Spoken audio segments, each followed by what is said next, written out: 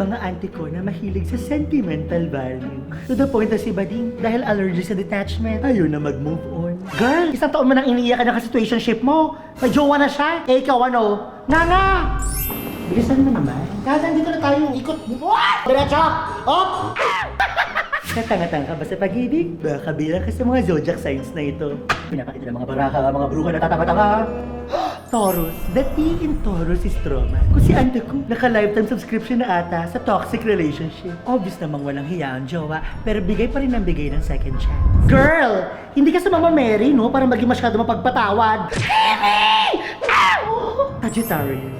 Ito mga bading na to, hands down sa pagka-positive thinker. Sa sobrang pagka-optimistic, naniniwala siyang babalikan siya ng ka-talking stage niyang ng ghost sa kanya. Ang lagi niyang tugon. Pagka-busy lang siya, kaya di siya nagpaparamdam. Ante, gising! Bilak ka na? Bobo ka? Ang mga paborito kong Pisces, mga numero 1 red flag collectors. Hindi ko alam kung colorblind ba kayo o sadyang red looks good on you lang talaga.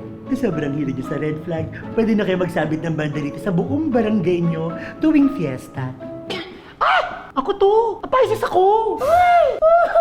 Tandaan, ito ay wake-up call lamang. Pero kung sa'yo yung nag-resonate, abay deserve mong ma-call out. Ako po, si Madam T. Abangan niyo ako ulit sa susunod na pabasa.